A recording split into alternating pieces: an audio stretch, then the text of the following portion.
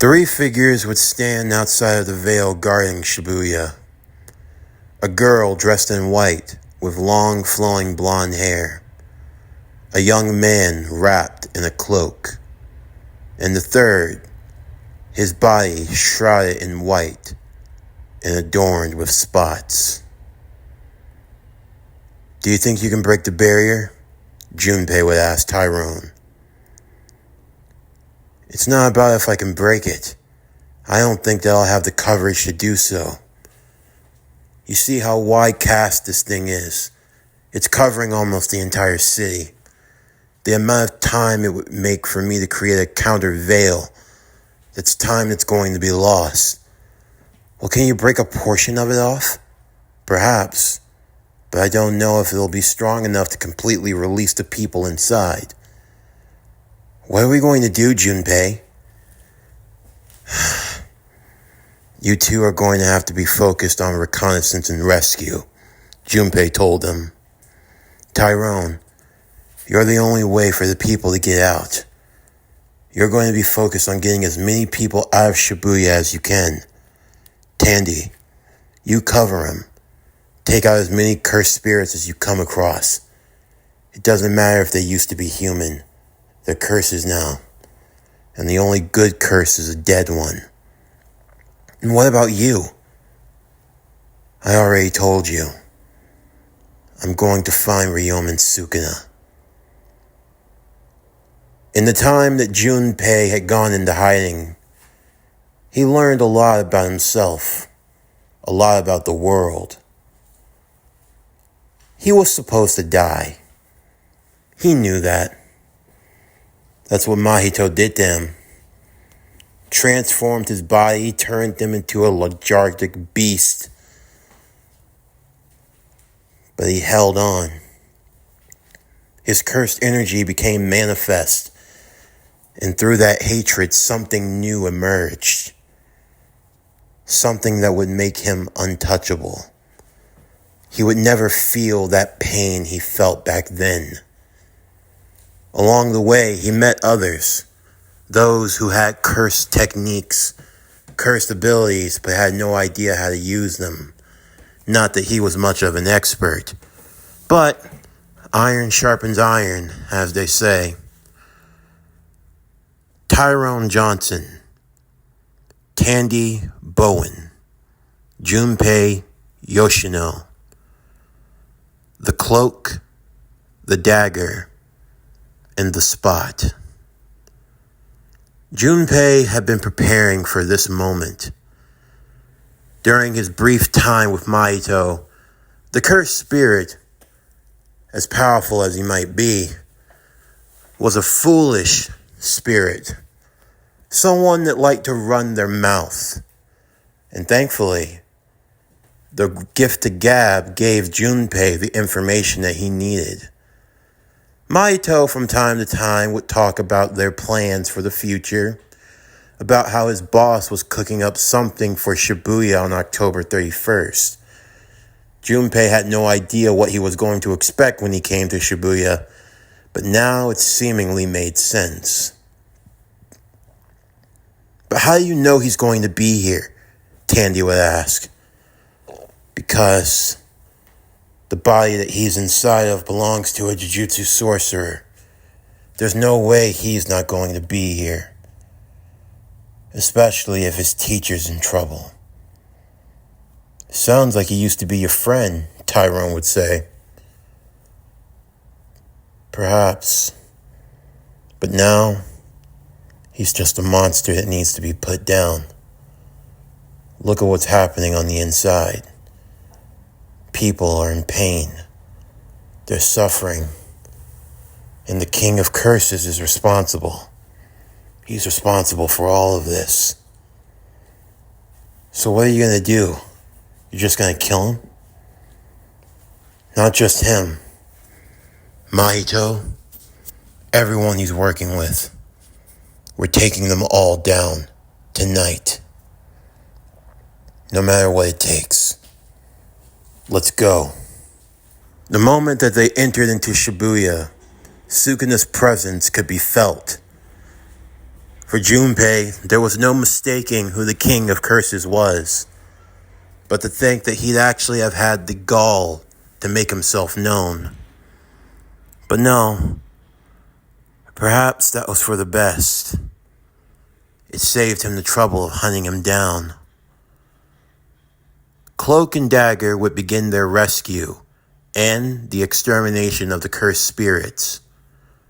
While in the meantime, Megami, along with his seemingly resurrected father, and now a mysterious duo of a mascot monster werewolf hybrid thing or whatever it was, were now fighting for their lives against Ryoma and Sukuna. Toji Fushiguro, aka the Prowler, would fight up close against the King of Curses, just barely able to hold his own, while Megami, along with Claire and Shuichi, would fight from a distance. It was obvious to the group that both Claire and Shuichi were the weak links of the team, but unfortunately they needed all the help they could get, and it wasn't like they could get away. Shuichi was doing everything to keep his transformation intact. He was the only line of protection that Claire had right now. If he allowed himself to get cut in two, Claire would die in the process. He had to fight through the pains of the slashes that came across his body. A slash taking out his left eye, a slash running across his arm, slashes to the legs and to the torso. The only thing keeping them alive was the use of his enhanced reflexes and skills, his enhanced strength and stamina, managing to keep them just on par with Sukuna. But even that would be considered a stretch. Sukuna was toying with them. This was interesting. The brats fighting in the weird costume, they weren't using cursed energy, but it was something else. Something feral, beast-like. In the meantime, both Toji and Megami were the 1A and 1B of this operation. Father and son working together side by side, using their enhanced strength to try to bring down Sukuna, at least in this state. However, even for a former user of the cursed spider, his body was still proficient in its abilities, along with Sukuna's innate talent for destruction, and soon enough the duo found themselves outclassed. Megami soon realized that they were in a losing battle, and Toji could feel it as well. His best element was having a body with heavenly restriction. With no cursed energy, Sukuna found him hard to track, but not impossible. He became adept at tracking down humans. Even if he couldn't sense cursed energy, he still had a good nose. And the plus, with the body's use of the spider sense, it meant that he could detect both cursed attacks and non-cursed attacks as well. So even if Toji was technically invisible, he wasn't really. But still, Sukuna admired the effort. The fact that they were fighting with such desperation, truly giving it their all to bring him down. Good, Megami. Good. You've become a lot more adept at using the powers of the cursed spider. Which I have to say, I'm surprised. You were never much for the up-close and personal type. And as for your friend here, he's just a treasure trove of mystery. A heavenly restriction user. Respectable. Not the path I would have chosen. But when you're pretty weak at using cursed energy, I guess any type of power will do. This isn't good, Megami thought.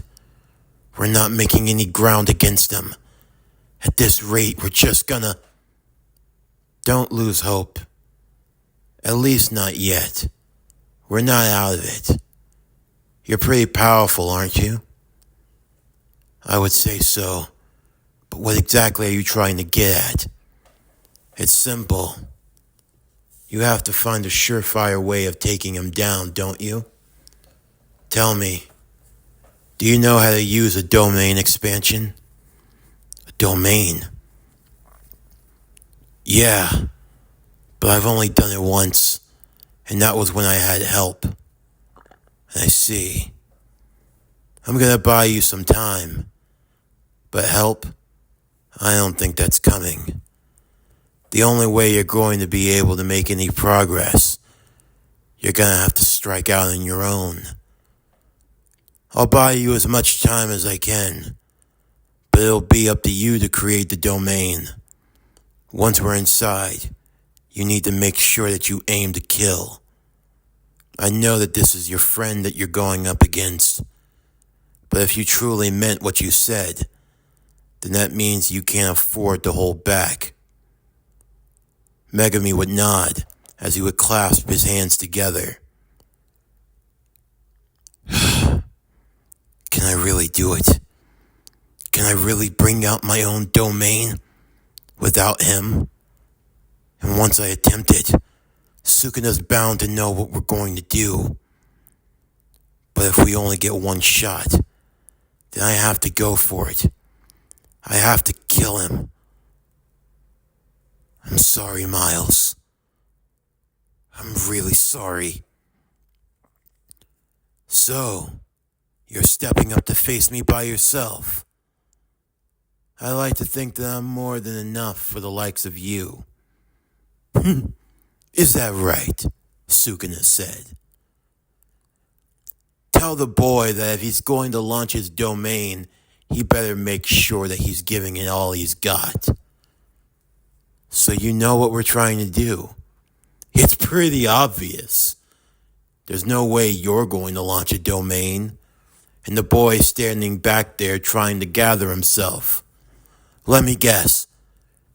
Chimera Web Sacrifice. How does he know that? Because this brat helped him make it in the first place. A pretty useful domain, if I do say so myself. Although, I don't think you're going to get very far with it. Still, I welcome the challenge. So you're free to give it your all. Don't hold back on me, Megumi.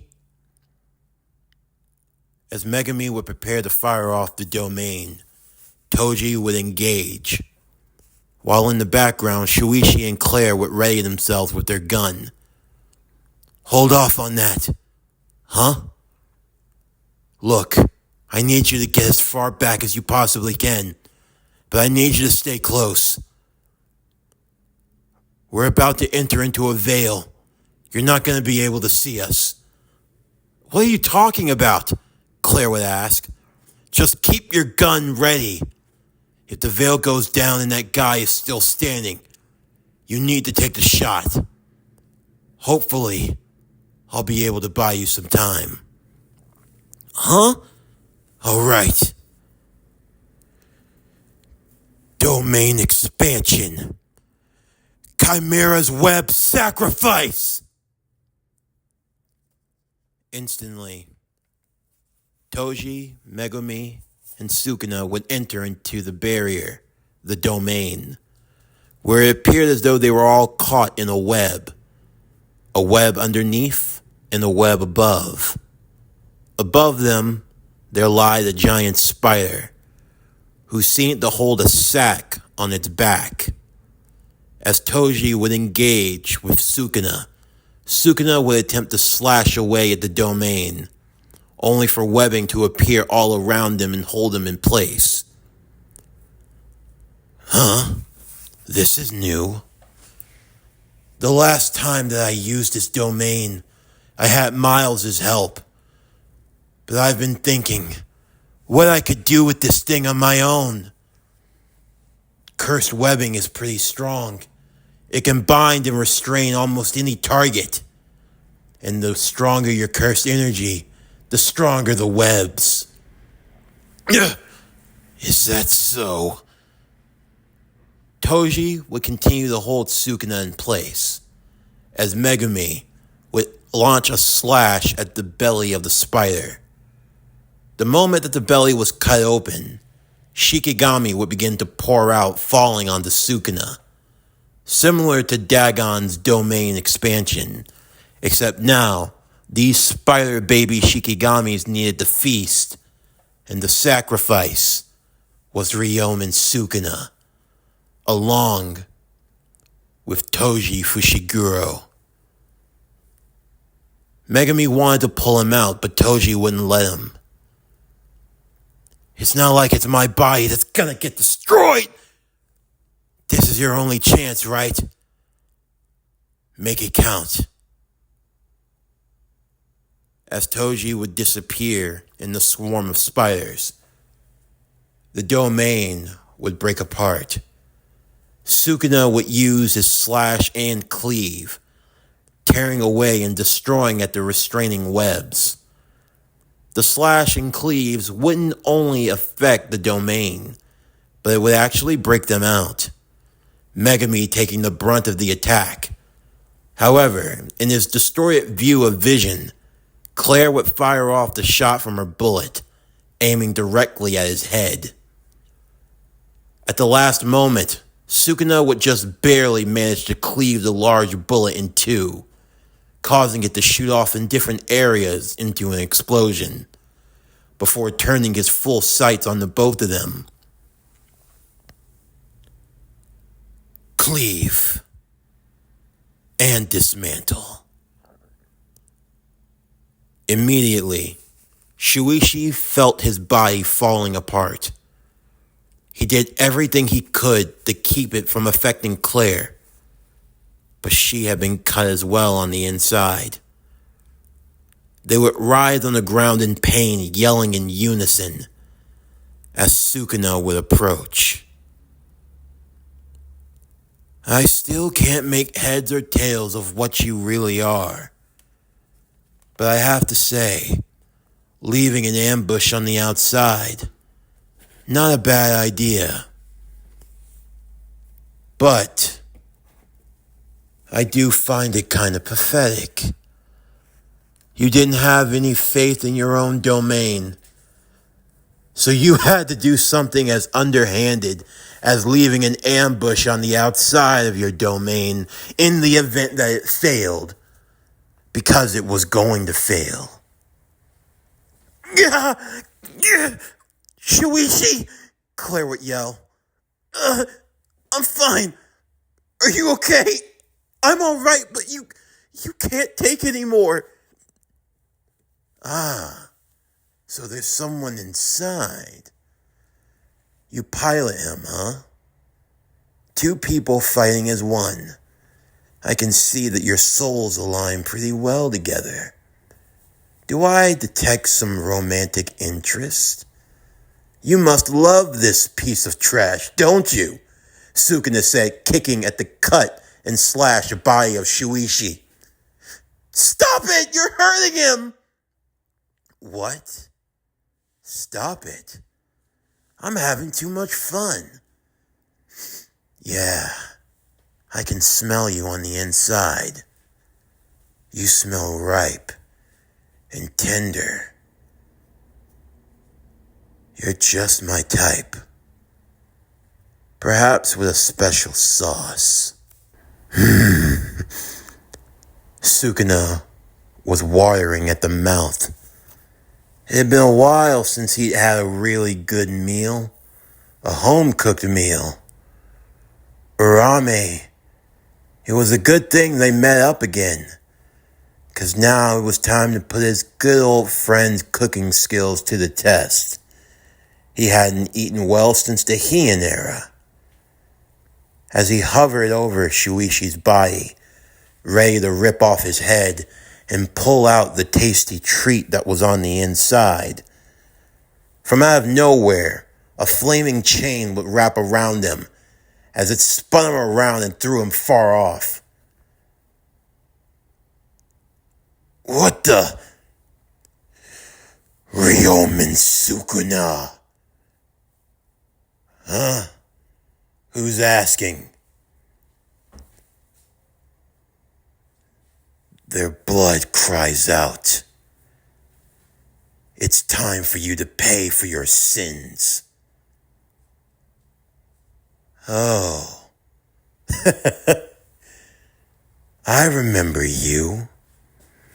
We haven't seen each other in a while now. You're still kicking, huh? The last time I remember, you were riding on a flaming horse. What? You switched it out for something new? Are you riding on cats and dogs? You're going to die, Ryomen Sukuna. Yeah. Everyone's always ushering out a threat to me. Except he's not going to kill you, another voice said from up top. I am. Sukuna would be surrounded by black spots all over, and immediately, hands would begin jutting out, attempting to strike at him. Sukuna blocked every one of the attacks before moving away to create space, as Junpei arrived on the scene. This doesn't concern you. I'm going to kill Sukuna. Like hell you are. Innocent blood cries out. Vengeance is owed to them. I am the one who will exterminate Ryomen Sukuna. So you want to fight me? And you want to fight me? Well, it's nice to see that I'm still popular these days. Though I have to ask, who are either of you? I'm the devil. And it's time to collect. And you, 101 Dalmatians? Looks like Cruella de Vil threw up all over you. You think this is funny, Junpei said. Do you remember the boy that you laughed at? The boy that got transformed by that bastard Mahito.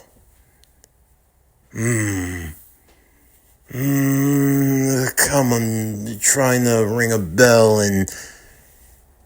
Oh, it's you, Junpei boy. How have you been? God, you look absolutely awful. I'm really sorry about that. Well, it's a good thing your mother's dead. I know they say that you can have a face that only a mother can love, but you must have had one hell of a mother if she could love an ugly-looking son of a bitch like... Oh!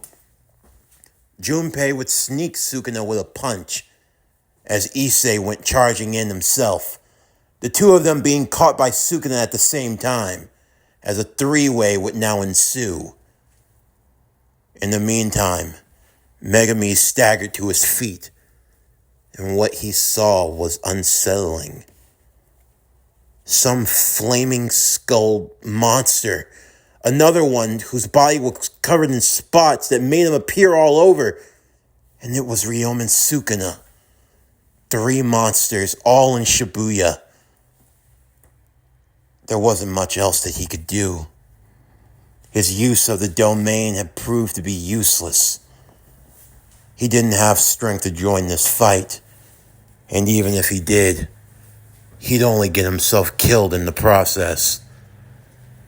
Megami was never much of a hand-to-hand fighter, but thankfully, he had connections with someone that was. As Issei, Junpei, and Sukuna continued to fight, off in the distance, Megami would raise both of his hands.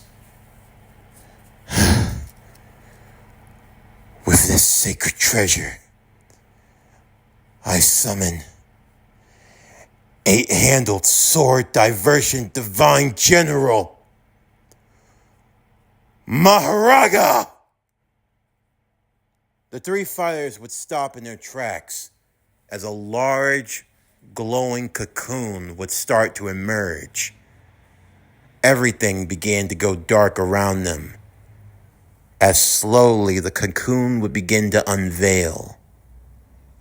And the monstrous beast, with the 8 Dharma wheels spinning over its head, wings where its eyes should be, a monstrous brute with a blade attached to its arm, and a grin that was anything but inviting.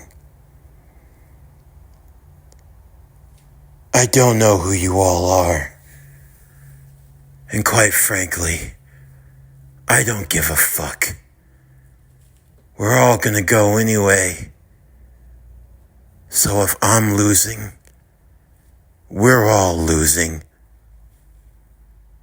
Meet my friend, Maharaga. I'll be dying first, thank you very much. Have fun.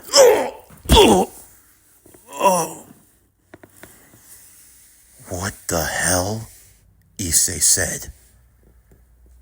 What is this thing? Junpei said.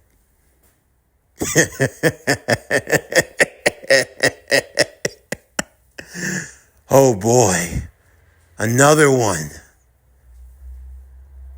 The monstrous Maharaga began to step forward after having slammed Megami against the wall of the building next to him. Issei to his right, Junpei to his left, and Maharaga staring him right down the middle. Well.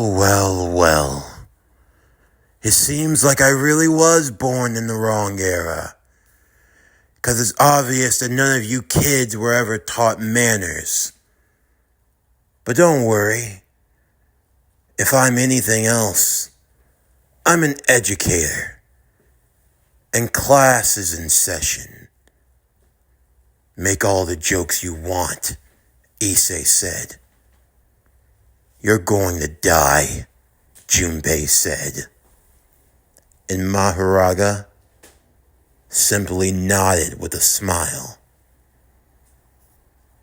I like that. This is what I live for. Ambition, drive, hate, vitriol. You all got that dog in you. Ooh, I can't wait. This is gonna be fun.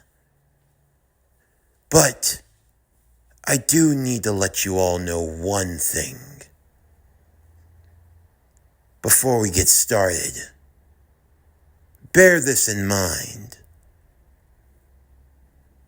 When you come at the king, you best not miss. So let's have ourselves a good old-fashioned monsters ball.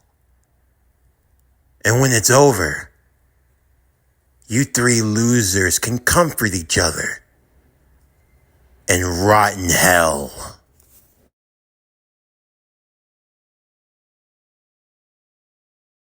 This concludes Jujutsu Kaisen, The Spider's Curse, Way of Miles Morales with Sukuna's Vessel, Season 2, Part 6. As always, if you enjoyed today's video, then please don't forget to like, comment, subscribe, share, and hit that bell for post notifications so you can stay up to date on everything that is PowerCore Productions and Podcastings that's to come out now and in the future. Stay tuned this evening as we continue with our double upload day for Jujutsu Kaisen, The Spider's Curse, Way of Miles Morales with Sukuna's Vessel, Season 2, Part 7. But anyway, that's going to do it for the end of today's video. I'm Javon Harrington with PowerCore Productions and Podcastings, signing off, and I'll see you next time.